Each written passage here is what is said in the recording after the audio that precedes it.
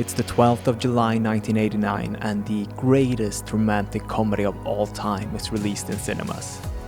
I'd like the chef salad, please, with the oil and vinegar on the side and the apple pie a la mode. I don't think he's ever gonna leave her. No one thinks he's ever gonna leave her. I love that after I spend a day with you, I can still smell your perfume on my clothes, and I love that you are the last person I want to talk to before I go to sleep at night. This was the start of one of the most successful subgenre runs in recent history. Between the years 1989 and 2003, the romantic comedy or rom-com was queen of the box office. So what happened? Where did it go? During the last 10 to 15 years, there's been hundreds of articles discussing this phenomena, the death of the rom-com.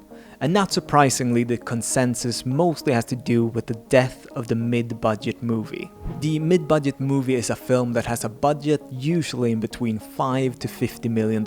Or that used to be the case in the 90s and 2000s. Now a mid-budget movie can go all the way up to $100 million. But all of these films ranged in genres from thrillers and dramas to romance and comedies, and the successful ones did well in cinemas. So a low to semi-low risk for a potential high reward. Then in the early 2000s, major studios started to move away from the mid-budget movie and started focusing more and more on the high-budget blockbuster movie, high-stakes, astronomical rewards. Now, I've also seen some critics blame it on bad writing, that these great romantic comedies of the past were somehow all Oscar-winning films, all with great critical acclaim. But what is important to remember is that romantic comedies have always been received quite poorly, with the exception of this group of the most famous examples, which were all pretty well received. But that's what, 10 to 20 films released over a period of 14 years? These are the ones we remember, the classics. But for every one of those, there are another 10 that we don't remember. The rom-com has often been considered one of the less respected genres in cinema, unfortunately. So what about the resurgence of the romantic comedy? Is it on the way? Did the resurgence happen in 2024? Well, the earliest articles I could find on the subject are from around 2018, when people started having high hopes for a resurgence after the release of the both critically acclaimed and extremely popular Crazy Rich Asians, which made $238 million on a $30 million budget. So fans of the genre and critics started saying, we're back, the rom-com is back. And was it? The following year, not a single rom-com broke the top 20 of the worldwide box office. And the year after that, COVID hit, so no more cinemas for anyone. But what about after that, in 2021? Surely this is 3 years after Crazy Rich Asians. The shift should have happened by now. But no, not at all. There were still none that could break the top 20, and the next year, 2022, still 0 films in the top. Things were not looking up for the romantic comedy. It was definitely over. It was time to admit defeat. But just when it seemed all hope was lost, in the 24th spot, the Lost City. Maybe this was a sign that we are on the right track. Now, granted, this is definitely not a typical rom-com, more of an action-adventure blockbuster with a lot of comedy and a lot of romance. However, it is also about a romance writer falling in love with the cover model for her books.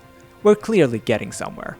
And if you look slightly further down on the list, we have in the 28th spot Ticket to Paradise, starring the queen of romantic comedies herself, Julia Roberts. And this is fully a classic romantic comedy, no question about it. Okay, let's look at 2023 then. This year should be even better. People are coming around to the rom-com yet again. We are on an upward trajectory, right? Right? But no, nothing even in the top 30 is a romantic comedy. And now after that, we're moving on to last year, 2024. This was supposed to be the year of the romantic comedy. I heard and read about it everywhere. Everyone was talking about it. We're back. 6 years after Crazy Rich Asians, we're finally back. But looking at the list, yet again, we do not have a single romantic comedy on the list. But I swear I heard that Anyone But You, the Sydney Sweeney and Glenn Powell return to big blockbuster rom-com was a big hit, so where is it? It's nowhere to be found on the 2024 list, because it's on the 2023 list, because it was released in some territories late 2023 and in others early 2024. And it is actually on the top list, but at number 33 in 2023 with a worldwide box office of $220 million against a $25 million budget. So if you counted it towards 2024, it would almost hit the top 20 with a spot at number 22 just below the Garfield movie. However, this is slightly deceiving since this is the beginning of 2025. Some films that were released late in 2024 are still climbing the charts for that year. For example, Nosferatu that was released at the end of 2024 or beginning of 2025. So there could still be films shifting spots on that list. So what does all of this mean? We had one successful romantic comedy in 2018 and one in 2024. Is this all we get? Where's the resurgence? Now think back to the 90s and 2000s. There were Lifetime movies and Hallmark movies, two channels that produced many direct-to-TV movies and shows that just lived on these channels exclusively. Semi-low-budget films about family, romance, and Christmas. And on these channels, the romantic comedy thrived. When everyone was asking themselves, where did the romantic comedy go? Well, here.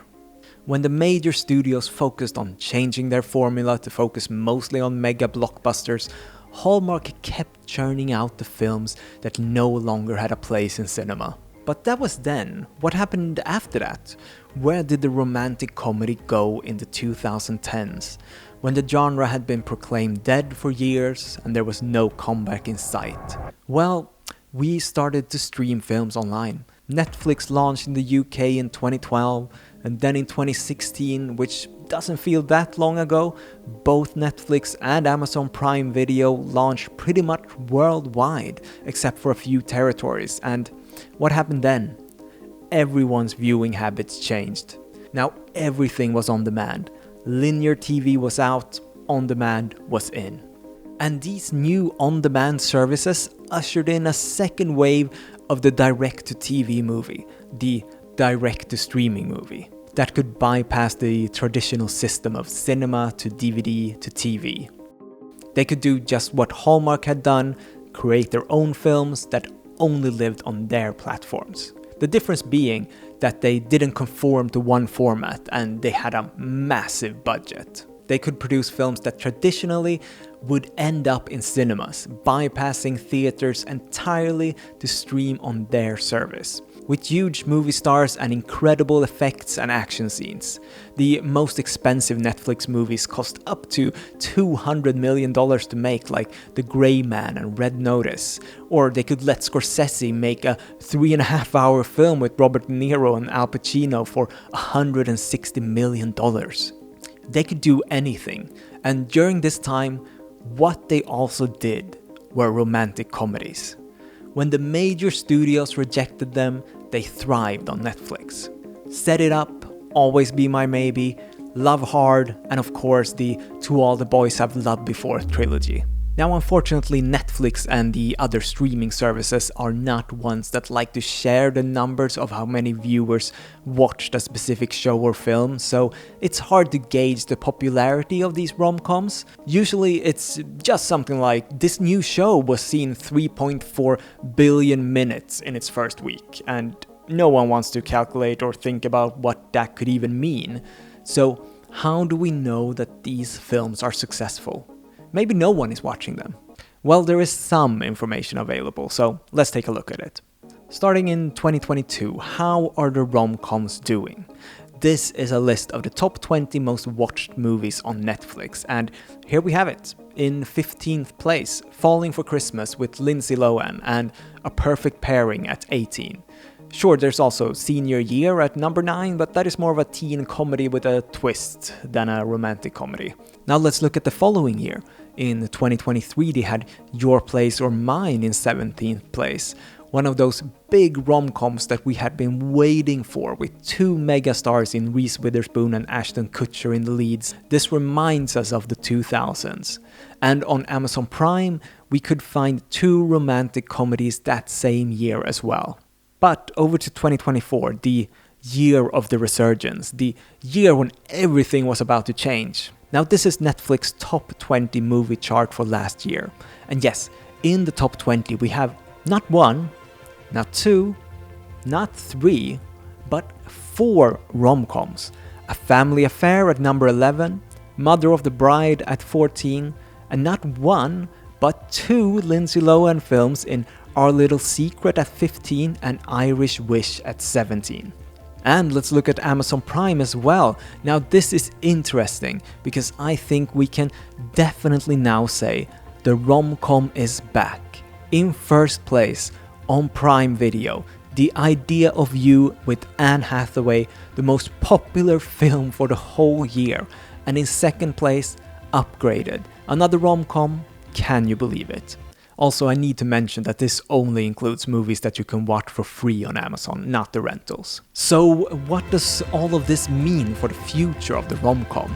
Well, if we're looking at 2025, on Valentine's Day we have the new Bridget Jones film, Bridget Jones, Mad About the Boy, in cinemas.